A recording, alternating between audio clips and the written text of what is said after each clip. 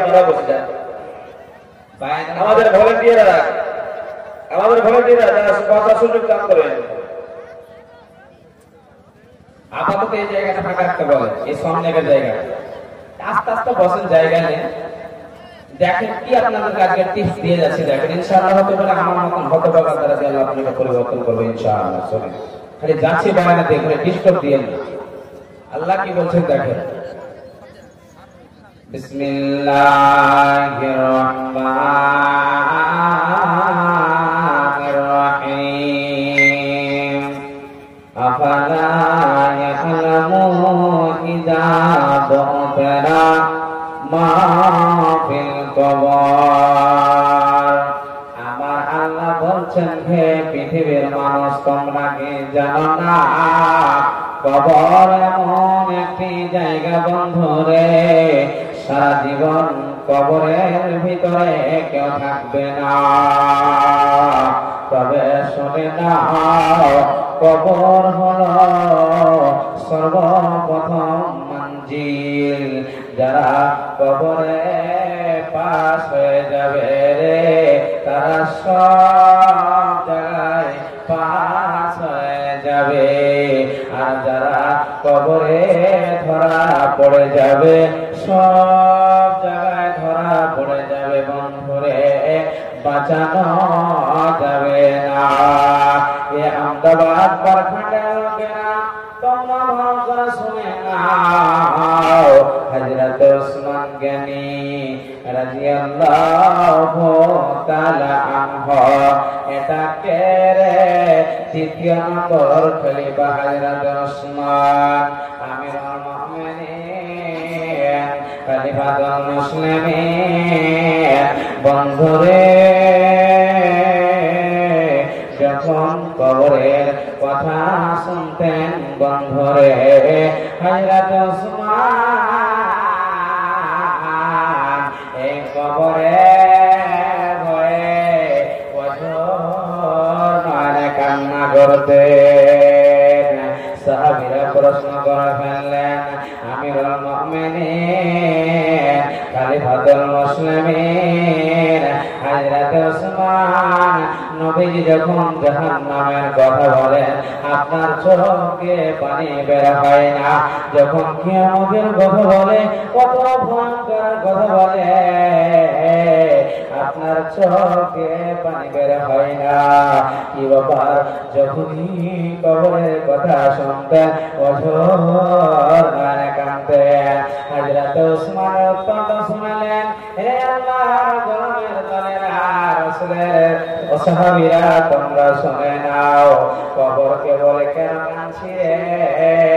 আমার দিলের ভিতরে কবরের ভয় কেন আসছে? শুনে নাও, কবর হলো প্রথম মঞ্জিল।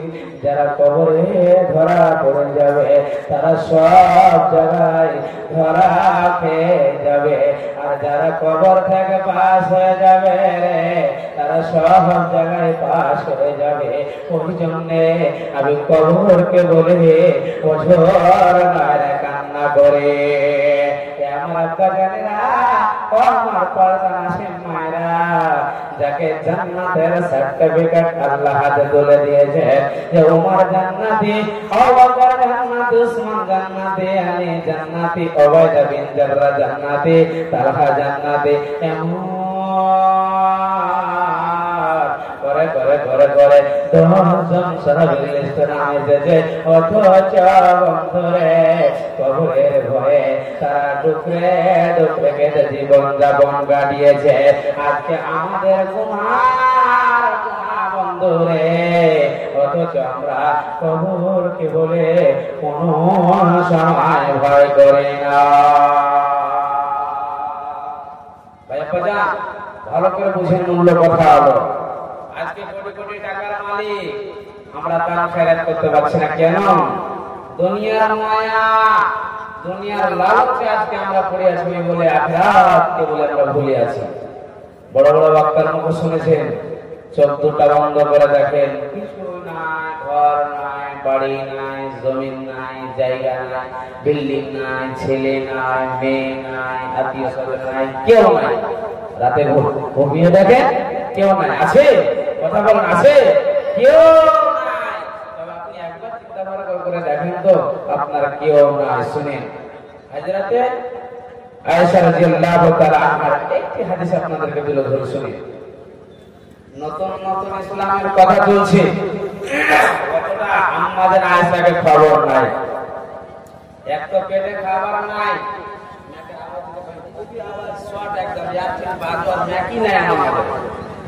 বারবার বলছে আওয়াজ ঠিক করতে বলেন, প্রতি রাতে আপনাকে নিয়ে আসেন কত কিছু নেই, আওয়াজ কোথায় গেল এক মিনিট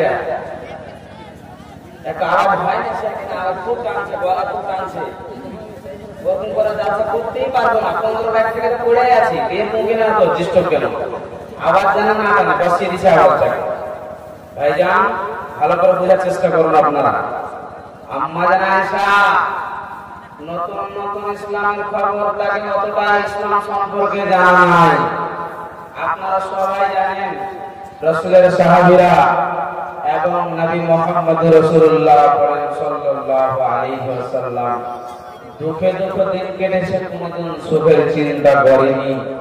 আজকে খেতে পেয়েছে, কালকে পায়নি, 3 দিন পায়নি, 4 দিন পায়নি, 5 দিন অনাহারে থেকেছে। যখন খেতে পেয়েছে আল্লাহর শুকরিয়া আদা করেছে, যখন খেতে পায়নি তখন তারা সবর এবং ধৈর্য ধরে জীবন যাপন কাটিয়েছে। ভালো করে বুঝেন, আম্মা জান আয়েশা বাড়িতে বসে আছেন, বিশ্ব নবী বাড়িতে নাই।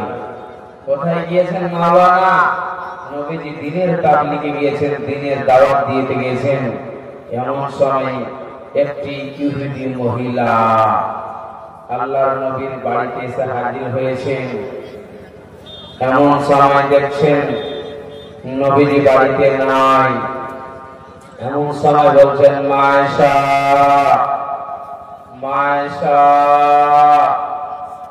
আমাকে খাবার দেবে, আমার পেটে কোনো খাবার নাই, আমি অনাহারে আছি, আমি খিদায় পেয়ে আছি। চিন্তায় ভাবনায় পড়ে গেলেন আম্মা জান আয়েশা। দেওয়ার মতন তো কোনো কিছু নাই। ভাইয়া পাবেন গুরুত্বপূর্ণ করে কানটা মেঘের দিকে লাগে বুঝেন, দেওয়ার মতন তো কোন রকমের কোন জিনিস নাই, আমি কি দেব? আল্লাহ বলে দিয়েছেন, ফকির আসলে বাড়ি থেকে খবরদার ফিরিয়ে দেবে না। 2টা খেজুর নবীজির জন্য রেখেছি, আমি যদি এই মহিলাটাকে দিয়ে দিই, দয়ার নবী খিদায় থাকবি, খাবার পাবে না। আবার বলছেন, মা আয়েশা আমাকে খাবার দাও। বরদাস্ত করতে না পেরে 2টা তার হাতে খেজুর দিল। এমন সময় মহিলাটি আম্মা জান আয়েশাকে দোয়া দিছে। শুনেন, বলছেন, আম্মা জান আয়েশা আযাবাল কবরে, মা আয়েশা আল্লাহ জানো তোমাকে কবরের আযাব থেকে মুক্তি দেয়। এই কথাটা শোনা বন্ধুরে আমার মায়েরা অঝর নয়নে কাঁদতে লাগলে। হে আল্লাহ, দুনিয়াতে এত কষ্ট সহ্য করা যায় না, পেটে খাবার নাই, কি খেয়ে দিন কাটাবো, কেমন করে দিন পার করবো, আমার পেটে কোন খাবার নাই। এমন সময় আল্লাহকে বলছে, আল্লাহ আমার কবরের আযাব হবে নাকি? এমন করে চোখের পানি ফেলে কাঁদতে কাঁদতে কাঁদতে ফাজা রাসূলুল্লাহ সাল্লাল্লাহু আলাইহি ওয়াসাল্লাম আল্লাহর নবী বাড়ি আসলেন। আসার পরে দেখছেন আয়েশা অঝর নয়নে কাঁদছে। দয়ার নবী বললেন, আয়েশা রে তোর কি হয়েছে আয়েশা, বল বল বল। আম্মা জান আয়েশা বলছেন, দয়ার নবী গো, একটি ইহুদি মহিলা এসেছিল, বলেছিল, মা আয়েশা আপনি আমাকে কিছু খাবার দেবে, আমার পেটে কোনো খাবার নাই, আমি আপনার জন্য 2টা খেজুর রেখেছি, দিলাম। যখন খবর শুনতে পেলাম মহিলাটি চিৎকার করছে, দয়ার নবী গো আমি মহিলাটিকে দিয়ে দিলাম। তবে দয়ার নবী গো আমাকে বলছে আযাবুল কবরে, আল্লাহ যেন তোমাকে কবরের আযাব থেকে মুক্তি দেয়, কবরের আযাব থেকে বাঁচিয়ে নেয়। দয়ার নবী গো কবরের আযাব হবে নাকি গো নবীজি?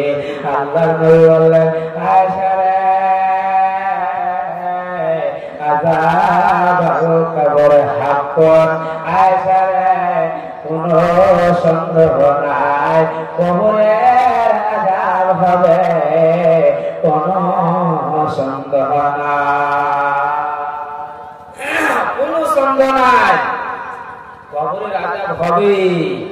আম্মা জান আয়েশা বললেন যখন এই খবরটা শুনে নিলাম, কোনো একদিন আমি দেখলাম না যে দয়ার নবীজি তার শাহাদাতে বসে ডুকরে ডুকরে কেঁদেছেন। যখন আমি শুনলাম কোন সময় কেঁদেছে বন্ধুরে জেনে নেন। আজকে দুয়াটা আমরা সকলে জানি, আমরা আলিম ওলামা সবাই জানি, আলিম ওলামা মানেও জানি, তার মতলবটাও জানি। আপনারা হয়তো কেউ জানেন কিন্তু মানে জানেন না। কতজন দুয়াটা জানে মানেও জানে না, কতজন দুয়াটা জানে মানেও জানে না। এখানে যতজন বসে আছেন কেউ তো দুয়াটাও জানেন না। কেন জানেন না? এই জন্য জানেন না আপনি মাদ্রাসায় পড়াশোনা করেননি তো শিখবেন কোথায় থেকে? আপনার বাবা আপনাকে পড়াইতে পারেনি তো পড়বেন কোথায় থেকে শুনলেন? আম্মা জান আয়েশা বলছেন এ আল্লাহর গোলামের দলেরা, নবীজি যখন তার শাহাদাতে বসতেন তখন আল্লাহর কাছে দোয়া চাইতেন, ডুকরে ডুকরে কাঁদতেন। আল্লাহুম্মা ইন্নী আউযু বিকা মিন আযাবিল কবরি ওয়া আউযু বিকা মিন ফিতনাতিল মাসিহিদ দাজ্জাল। দয়ার নবী যখন তার শাহাদাতে বসতেন বন্ধুরে আল্লাহর কাছে দোয়া চাইতেন, হে আল্লাহ আমাকে কবরের আযাব থেকে বাঁচিয়ে নাও, আমাকে ফিতনায় দাজ্জাল থেকে বাঁচিয়ে নাও। বন্ধুরে দয়ার নবীজি আগের এবং পিছের গুনাহ মাফ। দয়ার নবীজি আল্লাহর কাছে তার শাহাদাতে বসে ডুকরে ডুকরে আল্লাহর কাছে কবর চাইতে মাফ চাইতেন। বলার মানে বন্ধুরে কবর এমন একটি কঠিন জায়গা হবে রে, সেদিন পাশানো যাবে না যাবে না যাবে না। একবার পড়েন সুবহানাল্লাহ।